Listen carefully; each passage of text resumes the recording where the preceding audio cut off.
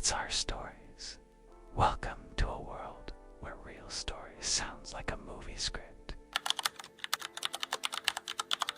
Hi everyone. I honestly don't even know how to start this, but here goes. I need to tell you something that's been eating at me for months. I caused my son, my oldest 16-year-old Jamie, to lose his very first job, all because of a family vacation. And now, well, everything is different. The laughter, the routines, even the way we sit together at dinner, it's all gone. I'm 42, my husband Mark is 44, and we have 3 kids. Jamie's our oldest, then there's Lila, 13, and little Sophie, 10. For the past 17 years, our family has done this exact same vacation every single summer without fail. A tiny, modest beach house on the quieter side of the Gulf Coast in Florida. Not fancy, but ours. And for that week, it was sacred. Nothing else mattered. Pregnancies, job changes, health scares, school drama. We always went. Jamie loved it. Even when he was a moody preteen, when he barely smiled, he'd still help his dad grill, swim for hours, and play with his sisters. I have photo after photo of him helping Sophie with her floaties or building sandcastles with Lila. It wasn't just a vacation. It was us, our anchor, our thing. And there was never, ever an exception. This year, things got complicated. Back in March, Jamie landed a lifeguard job at a local pool. South Florida pools are open year-round, so it was perfect. I was so proud. He took the training seriously, showed up on time, started waking up earlier, even cared about how he looked. For a 16-year-old boy, that's a big deal. He told us right away he'd need the week off in July for the vacation. We told him that was great, reminded him how important the week was. He said he knew. I didn't think anything more about it until June. Turns out his manager said no, only 6 weeks into the job, peak summer season. If Jamie left, they couldn't guarantee him hours when he came back. He looked at us worried. "Mom, Dad, if I leave, they might just replace me," I told him calmly. "Jamie, part-time jobs come and go. Family doesn't. You're going." And that's when it started. The defensiveness, the sulking, the silent treatment. He argued, tried to reason that it wasn't just about missing work, that he liked the job, that it felt like his own achievement. I get that. I really do. But we had a tradition. A week that holds 16 years of memories. The house had been booked in January. This was non-negotiable. He shut down. For an entire week, he barely spoke, avoided the girls, holed up in his room. I overheard him telling Lila, "They don't care what I want. They treat me like a kid with no say." And honestly, that hurt. I thought we'd given him freedom, responsibilities. He manages his own money, goes out with friends. But when it comes to family priorities, I have a line I refuse to cross. And yes, this line cost him a week of paycheck, but it was worth it to preserve the tradition. 2 weeks before the trip, we told him again. No arguments this time. He was coming. He even asked if he could stay with a friend's family and work instead. Flat out no. Not because we didn't trust him, he's a good kid, but because giving in once would open the floodgates. Next year, it would be a girlfriend, then college visits, then whatever else. This wasn't just a week. This was bonding. The day of departure, I was hopeful. Maybe he'd warm up once we got there. Maybe the sun, the sand, the ocean would melt the tension. But from the moment we left the driveway, it was clear. Deadpan face, arms crossed, earbuds in. Zero interaction. Entire week, barely a word. Didn't come to the beach, wouldn't eat dinner, refused board games, walks, anything. Mark tried talking to him one night. "Jamie, jobs come and go. Family is forever." And Jamie shot back, cold as ice. "Yeah, and you're treating me like your employee." And then it happened. Halfway through the week, he got an email. Fired. His boss had replaced him. He showed us the email with this look like he wanted us to feel the weight of what we'd done. I thought we were firm but fair. I didn't think it would escalate to him losing his job, but it did. And he didn't reset. Didn't try to re-engage with the week. He withdrew further. My daughters noticed. Lila asked me one night, "Why does he hate us now?" That broke me. And when we returned home, we grounded him. Not for being upset, not for losing the job, but for the way he treated his sisters and the complete refusal to participate. He screamed at us, slammed doors, stayed locked away, and now, months later, he's polite but distant, mechanical. I see him on his new job, thriving. But at home, he's gone. Mentally, after the trip, things just spiraled. I thought maybe family therapy could help. Someone neutral to explain why traditions matter, why this week was so sacred. But I was wrong.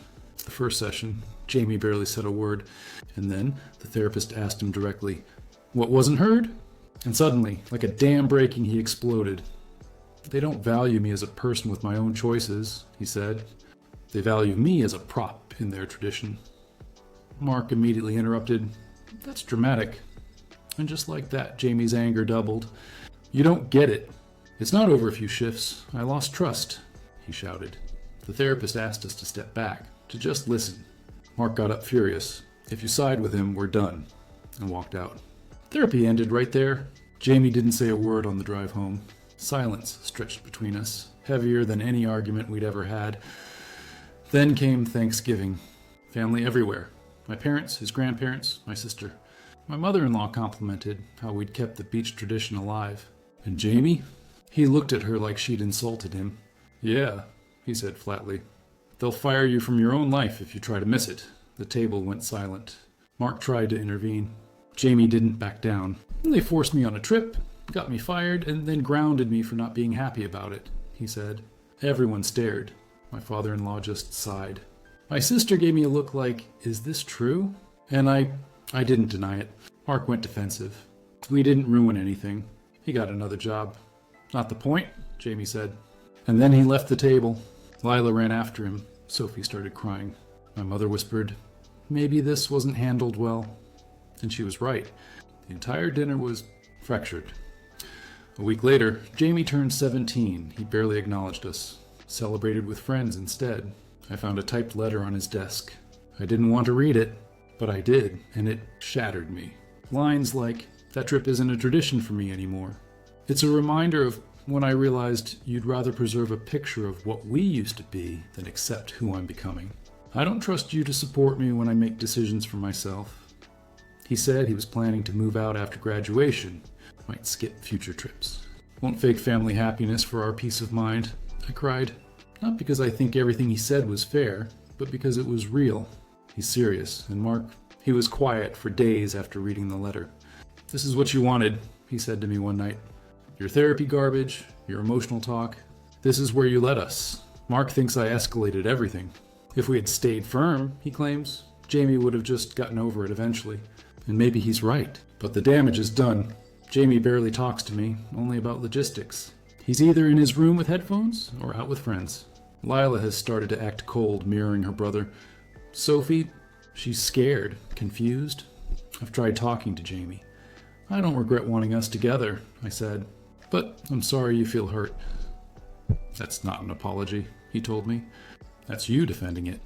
He asked me, straight up, if I truly didn't want to go, would you have let me stay? And I froze. I didn't know. I said, "I don't know." "That's why I can't trust you," he said, and walked away. Now we're at a crossroads. Mark wants to cancel discussions about the next beach trip. He thinks it's too explosive. But I still hope. Maybe with more freedom, more choices, we can repair things. But I don't know. I'm stuck between wanting to salvage the tradition, wanting my son back, and not destroying the fragile bonds with my daughters. Every day feels like walking on glass. Every conversation feels like a test. And the hardest part, knowing that one decision, 1 week of family vacation, changed everything. So, the following summer, I went through with the trip, booked the house, packed the car, told Lila and Sophie we were going. Mark asked cautiously, "Are you sure you want to force this again?" "No," I told him. "I'm not forcing anything. I just want 1 week where things feel normal again." Jamie didn't come. 2 weeks before departure, I asked him again. He said simply, "You know how I feel. I'm not going. I'm not pretending again." The night before, I tried one last time. Same answer. I even offered for him to stay with his grandparents. He had already arranged to stay at a friend's house. That was it. No negotiation. The drive to Florida was suffocating. The girls were silent. Mark didn't say a word, jaw clenched, hands tight on the steering wheel. Unpacking at the beach house felt wrong before we even stepped out of the car. The first night, I suggested our usual ice cream outing. Only Sophie came. Lila shrugged. "Why bother? He's not here. It's not the same." Mark stayed behind, eyes glued to a book. That was the tone for the entire first few days, coexisting without joy. I tried to keep it together, made breakfast, set up board games, suggested beach walks. Everything Flat. Nothing landed. Then came the fourth day. I had planned a beach dinner, the kind we used to do every year. Fire pit, music, grilled food. I asked Lila to help. She shrugged. Why? He's not here. My heart sank. I looked at Mark. Nothing. He didn't even glance up.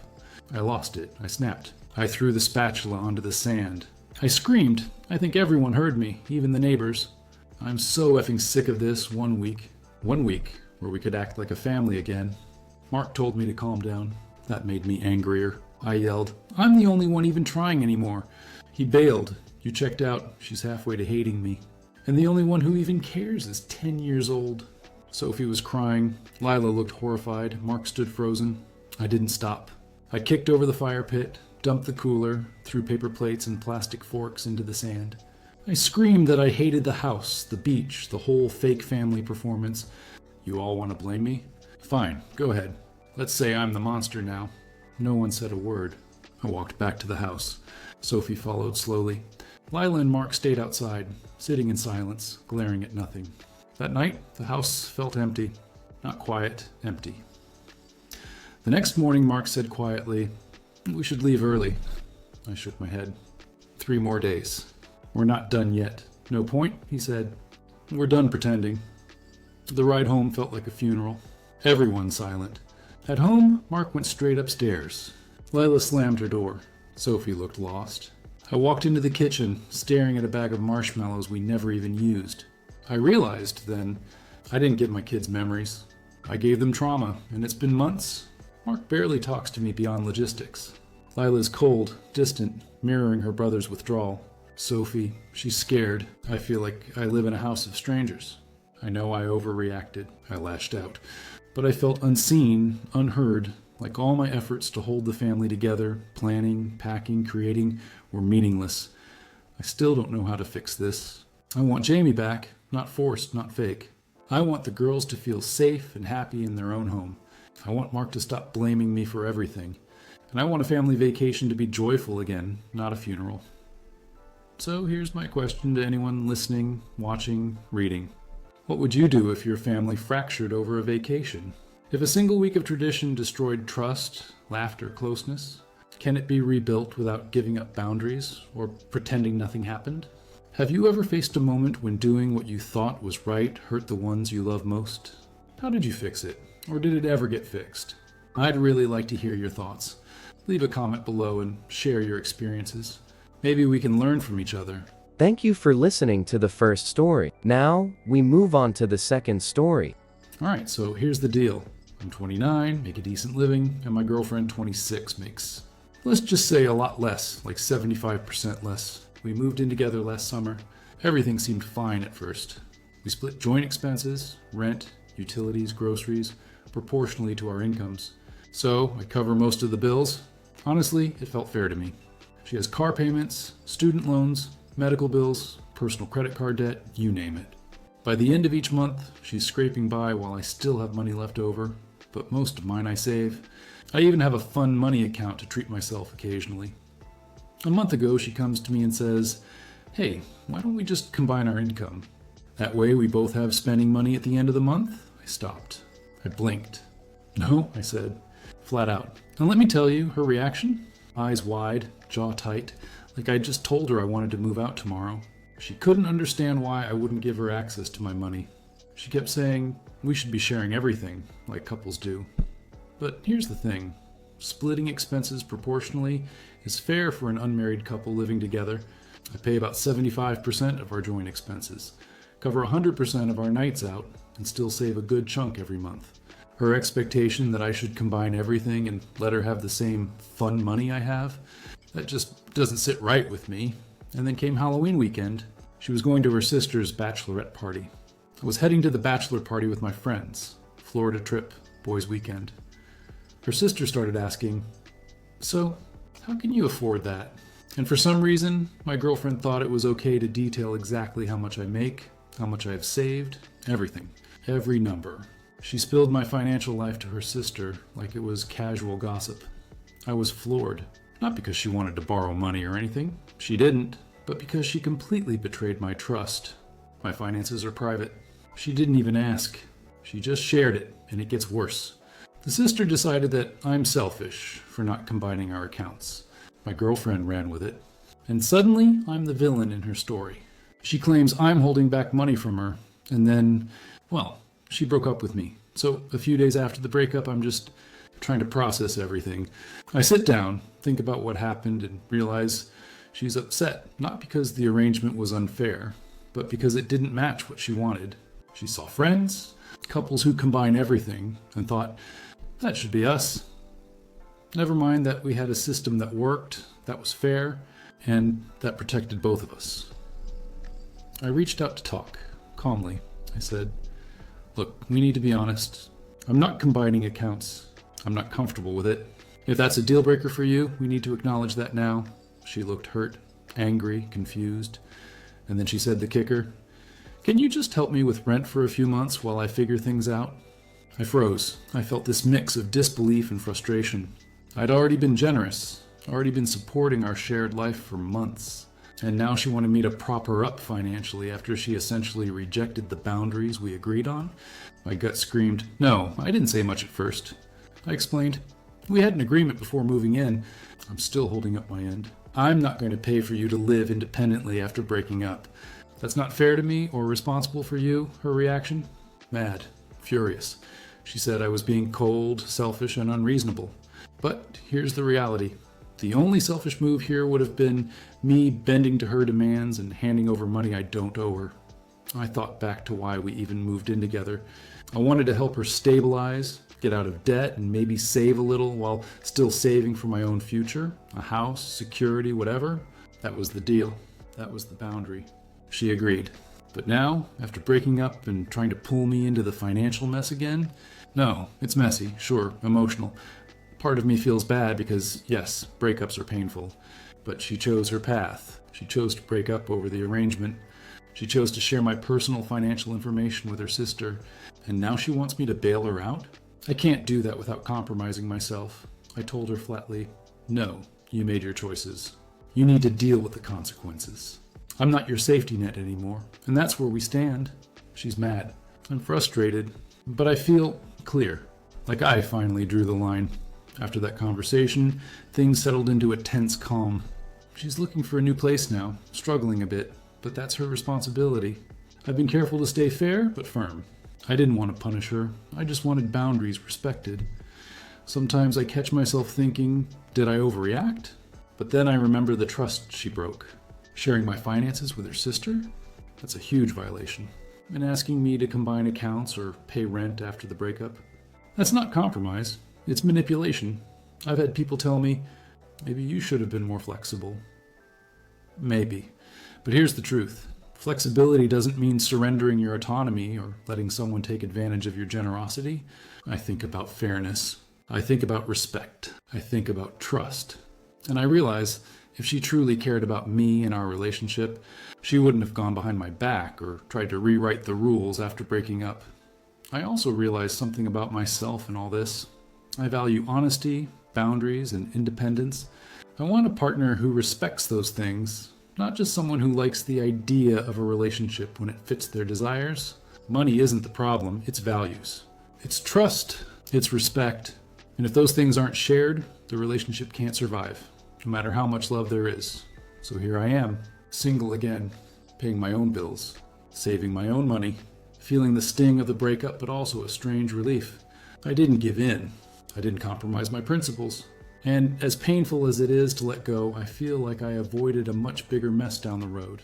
Now, I ask anyone watching this, have you ever been in a situation where a partner's expectations clashed with your values so sharply that you had to choose yourself over the relationship? How did you handle it? Did standing your ground save you, or did it cost you something? I really want to hear your thoughts. Share your experiences in the comments. Maybe there's someone out there who needs to hear that setting boundaries doesn't make you selfish. It makes you human. Thank you for staying with me until the end. How would you have acted in the protagonist's place? Write your thoughts in the comments. More fresh and controversial stories every day on my profile. Like and subscribe to this channel.